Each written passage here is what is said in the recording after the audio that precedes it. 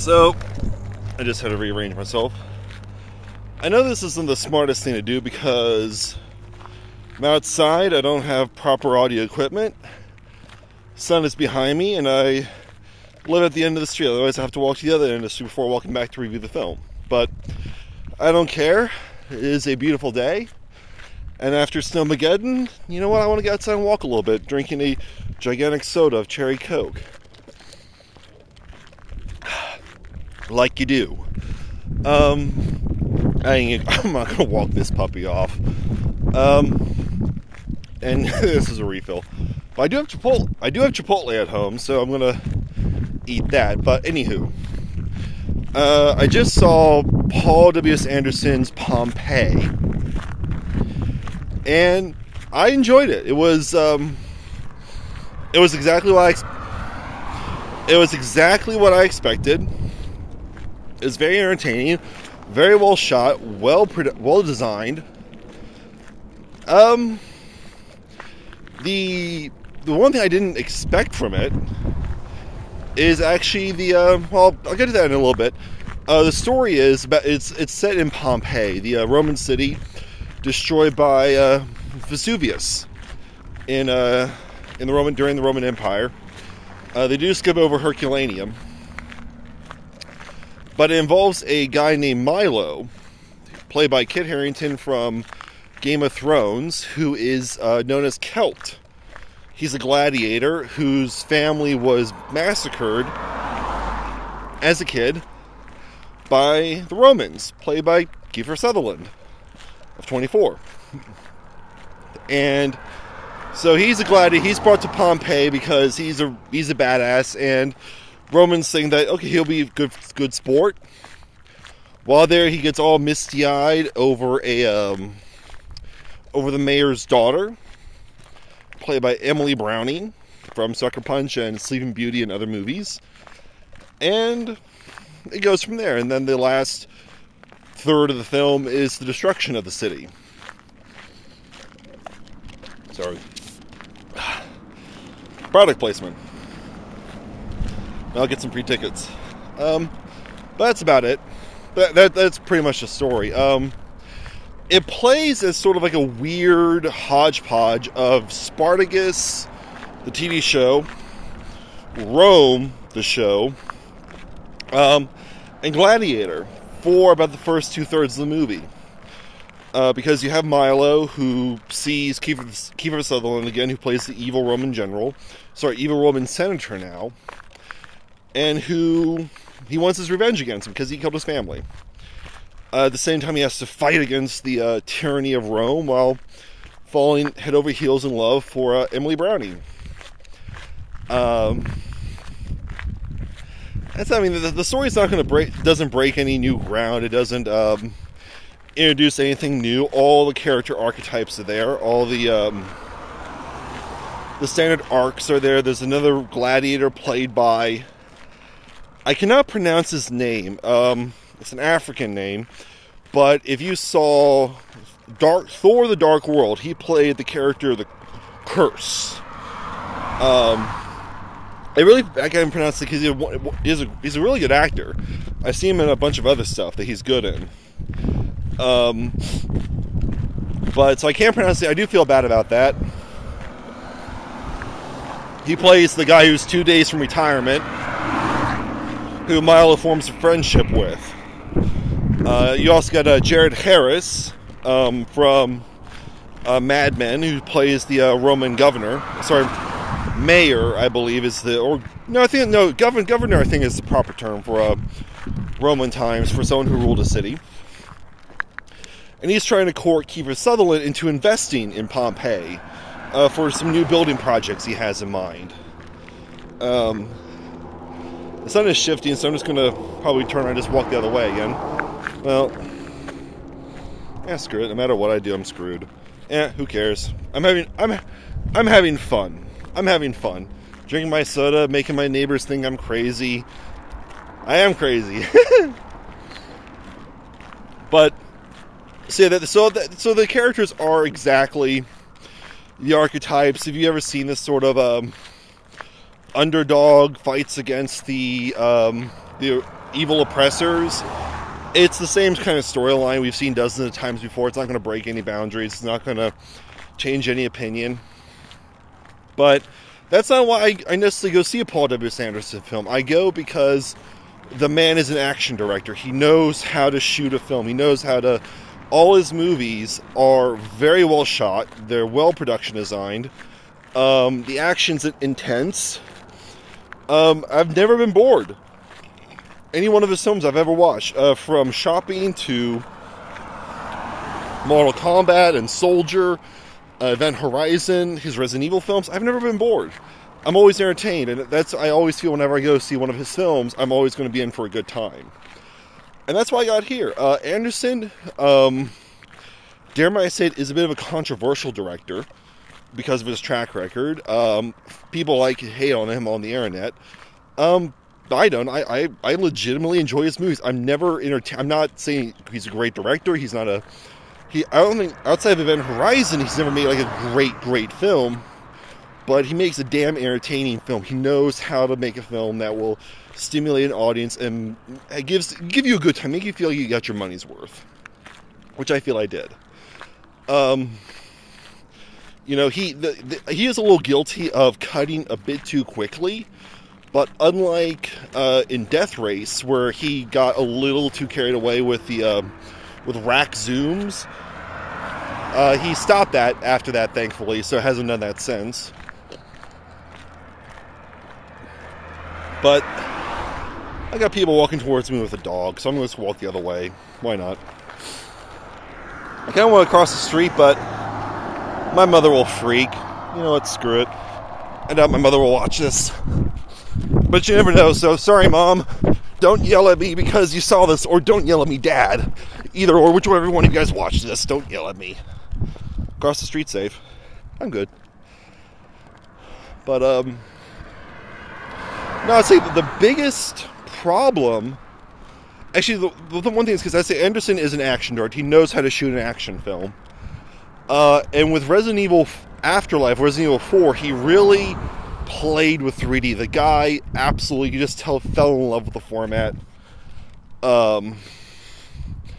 Very aggressive kind of 3D. Very in-your-face, use of depth, throwing stuff out at you. And I really enjoyed that film. Was a blast in 3D, and it's very obvious if you watch in 2D that it's not meant to be watched in 2D. You look at Resident Evil 5, you look at Three Musketeers, they are meant to be watched in 3D. And the weird thing, and I like it, he's just balls out with it. He's just going crazy with it. And I love that. And the weird thing is, with Pompeii, he's very restrained. I don't know why. I don't know if he decided I want to play a little more, be a little more mature, and just let it out for the destruction of the city, which is what he did. And I don't like Paul W. Anderson. I don't like Paul W. Anderson being restrained with 3D. I want him to go balls deep and crazy and just having the entire frame stacked with items and objects. And he really has always, his 3 films, no matter if it's just the actors sitting around and having a dialogue scene or if they're fighting, he uses the format like nobody's business. So, talking and walking's hard. Whatever. I think I'll go out more. But so yeah, the 3D, and I hate saying this because I love 3D. I love Anderson is a director. There are some directors that I see a film comes out in 3D and you can tell the director might not necessarily knew how to use the format. And it seemed like that with Pompeii. I don't know if Anderson felt a little lost with it or what. He just didn't. It's just much more restrained than what I expected of him. And I don't like Anderson being restrained. I think he's much better when he's just going absolutely crazy, absolutely nuts. So, the 3D, I will admit, when Pompeii was being destroyed and during the gladiatorial matches was really good. It was what I expected. But otherwise, I was gonna readjust my glasses. Sorry. But otherwise, the 3D was just okay. It wasn't, anything special. It wasn't aggressive enough for me to fully recommend the 3D. With the Wolverine, it reminded me a bit like the Wolverine, that film, where director James Mangold is a really good director, but he just didn't seem to know how to use the format. Even though that was a conversion, this is shot for 3D. I will say Anderson does shoot his films in 3D. Just didn't seem to know how to use the format. And that was, hello. And that was a little depressing. So yeah, I would say 3D wise, unfortunately, I think you can almost skip it in 3D. Unless you're like who's going to watch everything in 3D, then yeah, you could probably watch it in 2D and be okay with it. And I'm really sad about saying that, but I think it's an honest answer. It's an honest answer. And I really hope Resident Evil 6, when he gets around to doing that film, that he just goes crazy again. Otherwise, it's going to be fairly sad watching that film. Yeah. But yeah, speaking, the action sequences are really good. Comparing it to Hercules, the gladiatorial sequences here are much better. I think are much more based in reality than Hercules was. It is based more in reality than that, obviously. And like Hercules, I can almost see that this film was done as an R. That Anderson wanted to do this as an R-rated film, but made it PG-13 in order to get a wider release, get more people in the theater for it. But wind's kicking up. I don't know, just I have to say, swords, hacking, and slashing, it has to be R. I'm sorry. But yeah, otherwise, it was fine. The gladiators, they were exciting, they were fun. But they did pull a lot out of the Gladiator handbook. It did feel like I was watching Gladiator all over again, which maybe not necessarily such a bad thing. But the thing you want to get into is the destruction of Pompeii, which is definitely very much computer generated. And this is why I will stand by the fact that CG is a good thing. And CG used well is a good thing.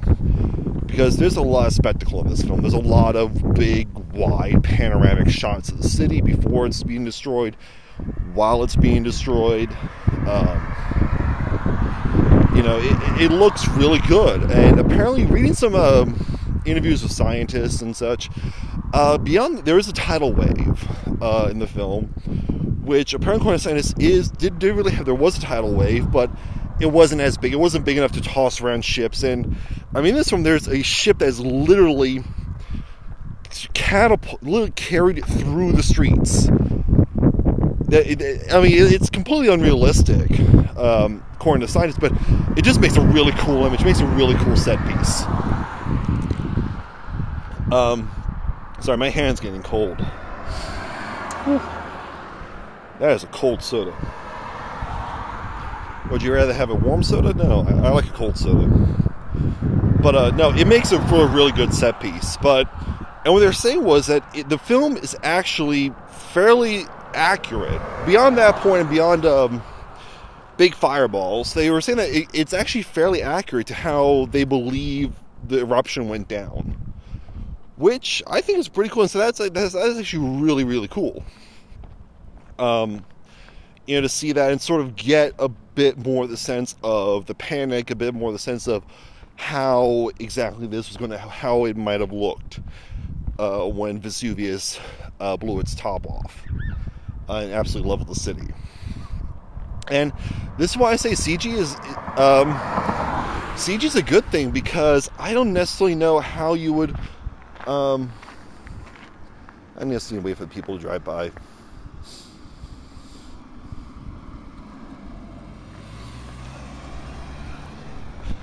Whatever. They think I'm crazy. I know I am.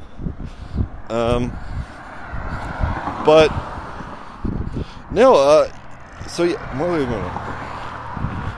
Oh yeah. So I don't necessarily know how you would have accomplished this film without CGI and given it the breadth and the scope. I know that simple response is, well, you just shoot in tighter, you just have real ash falling from the sky, you just drop it on the actors and all that. Yeah, you could have, but it just wouldn't have been the same. Just would have been a little dull, is what I'm saying. So,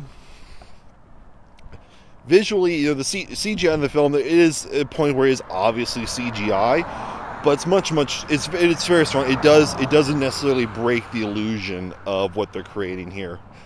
And bringing up Hercules again, both these films, I believe, have similar budgets. And it goes to show, it doesn't exactly how much money you have. It just matters where you spend it.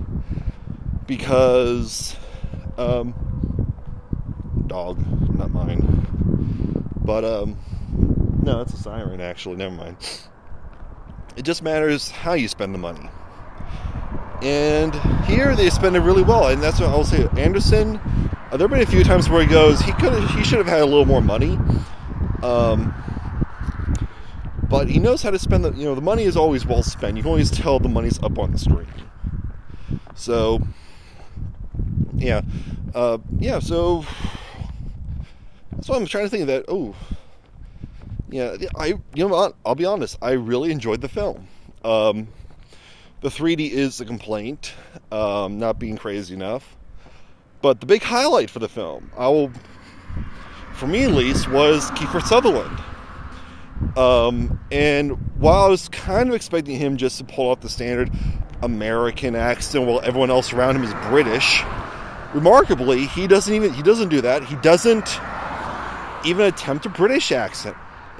He does a weird accent. He does a real, oh, hello, Senator, I've come into your city and see your citizens have turned their back on me. And he has this weird kind of lisp. It's almost like a, villain has to hiss with every single word. It's, it's one of these performances that I could almost say, you have no fucks to give, but every fuck was given. He plays it up almost to the point of camp. And I thought it was just really great. That was just a really great performance. And if you want to see Pompeii, I would say just watch it for Kiefer Sutherland. Kiefer Sutherland made this movie awesome. He was, in terms of the actors, the highlight of the movie. He just oozed scum, oozed villainy, and you could tell he was just having a ball. But what